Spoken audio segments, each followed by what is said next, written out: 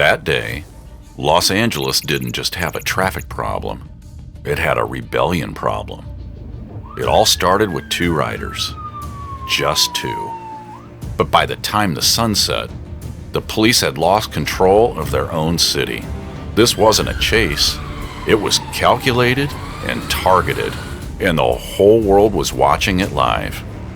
Friday, January 10th, 3:32 p.m. For most of Los Angeles, it was just another Friday. The city was gearing up for the weekend. In the Compton district, the afternoon air was thick with the usual sounds: distant traffic, kids playing, the hum of a city at work. No one knew that in a matter of minutes, this neighborhood would become the epicenter of a citywide manhunt. It started as a routine patrol.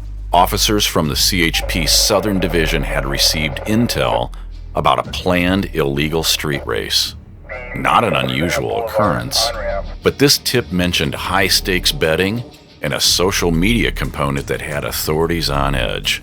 They were looking for a specific pair of customized sports bikes. They found something else entirely. There they were, not the sports bikes they were expecting, but 2 off-road machines, completely street illegal. No license plates, no turn signals. It was a calculated provocation. The officer in the cruiser finished his coffee, put the car in drive, and flipped on the lights.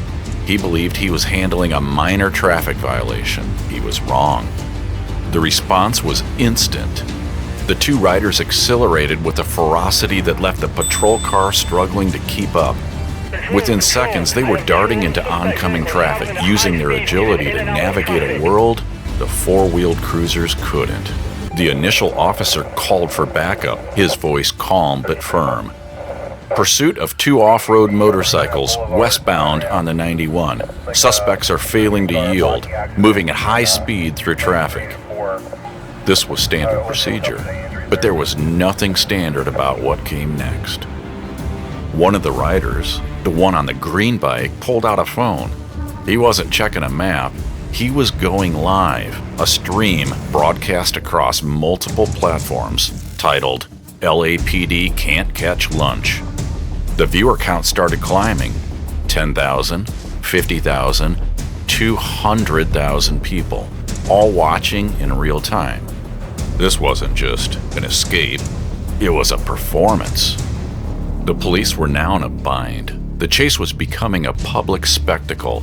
Every move they made was being broadcast and scrutinized by a massive online audience.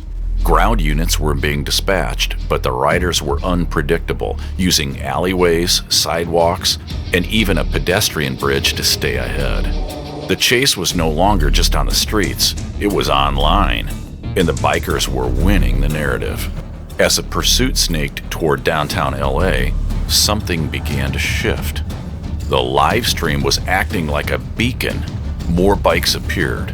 First, a handful of sport bikes, then a group of ATV riders. It was like a call to arms had been issued across the city's underground riding scene. Police dispatch audio crackles with growing confusion and alarm. Be advised, the pursuit now involves approximately 15 to 20 motorcycles. They are blocking all lanes. I repeat, they are blocking all lanes. The chase had morphed. It was now an escort. The riders moved as one, a coordinated swarm that brought traffic to a standstill. Horns blared from frustrated drivers, but the bikers were in their own world. They popped wheelies in unison, rode on sidewalks, and effectively claimed the freeway as their own. The CHP was no longer pursuing 2 suspects. They were trying to contain a citywide motorcade of defiance. The police tried to adapt.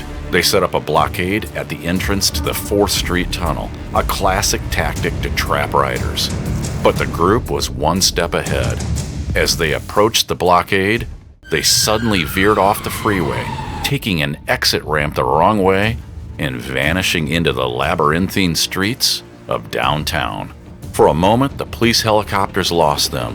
The streets of the Fashion District, with their narrow roads and tall buildings, provided perfect cover.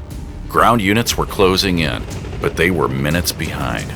Then something happened that no not even the seasoned commanders back at headquarters could have predicted. They didn't stop to hide. They initiated a pit stop that was as brilliant as it was brazen.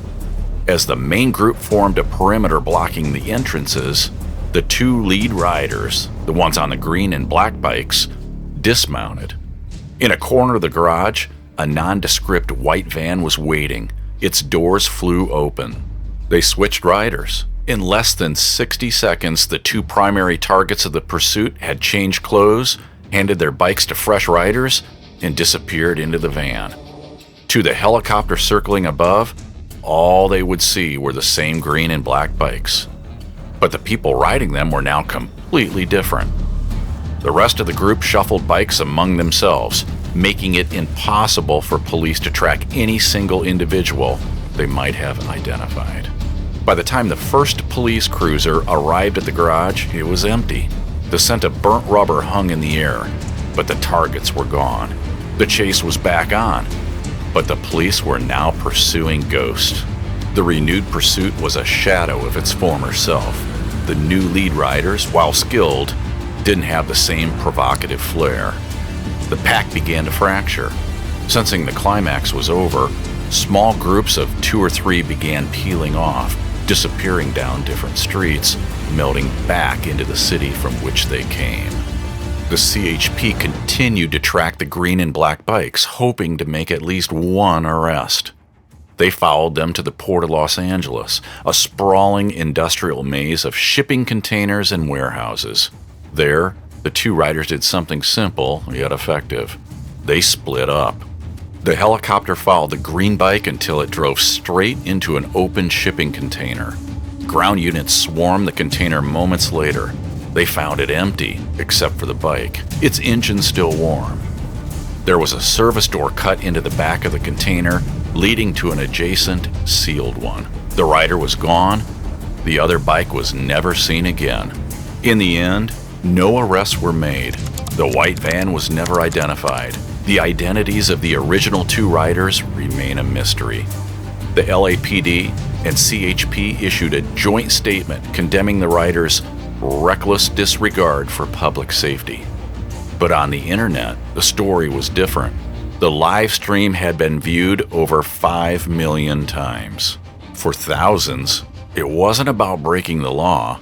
It was about watching two people, who then became 30, make the authorities of one of the world's biggest cities look powerless. It was a perfectly executed vanishing act, leaving behind just one question. Was this a crime, or was it performance art?